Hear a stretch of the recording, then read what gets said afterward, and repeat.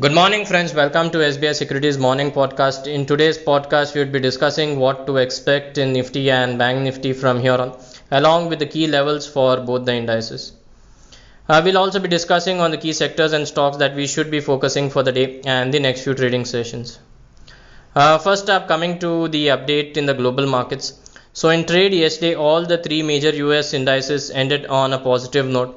We have the tech-heavy Nasdaq, which marked a fresh all-time high, ending at levels of 17,187 with a gain of over 2%, while the Dow climbed 0.3% for the day.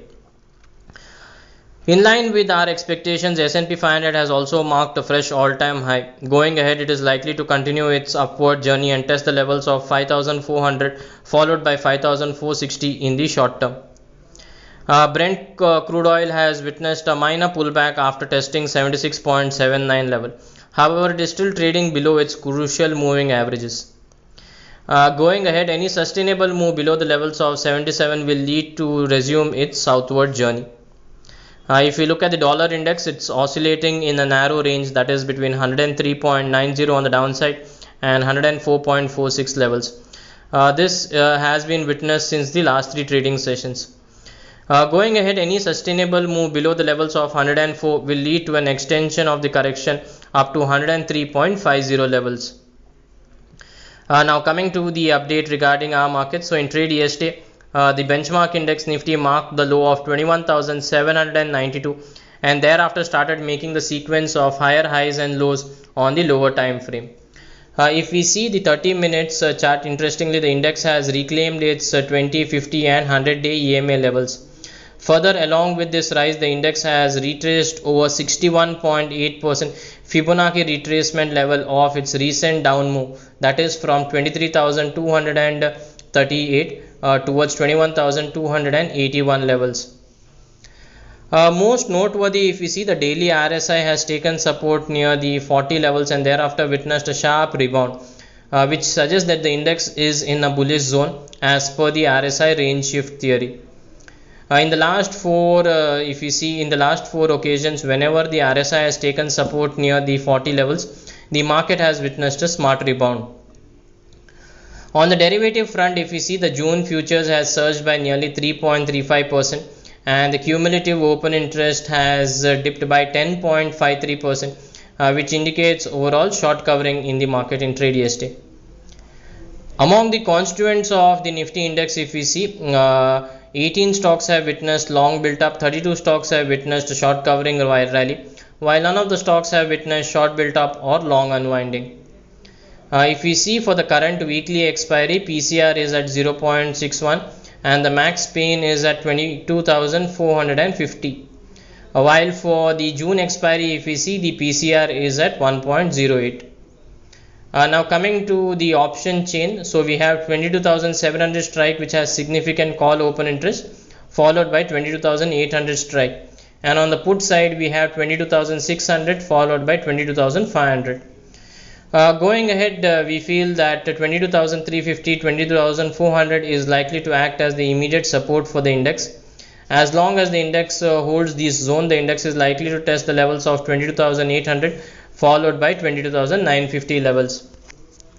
Any sustainable move below the levels of 22,350 will lead to resume its southward journey on the downside, that is, and in that case it is likely to test the next support which is placed at 22,050, 21,960 levels. Now coming to Bank Nifty. So on the lower time frame, that is the 1 hour, Bank Nifty has given a neckline breakout of a double bottom pattern and thereafter it has witnessed a smart rebound in trade yesterday. From the day's low, it has surged by over 2,600 points and ended above the psychological level of 49,000 mark with a gain of nearly 5%. It has strongly outperformed frontline indices and formed a sizable bullish candle. Also, it has again surged above its 20, 50 and 100-day EMA levels. On the derivative front, if we see, the June futures has surged by 4.3% and the cumulative open interest has surged by nearly 13%, which indicates long built up in the index.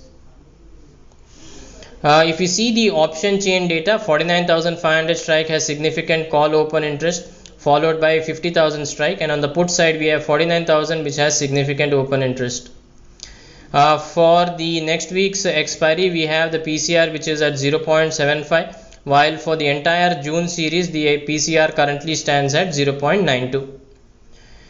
Going ahead, if we see the zone of 48,500, 48,600 will act as the immediate support for the index, and as long as it is trading above its support zone, it is likely to test the levels of 49,500 followed by 49,800.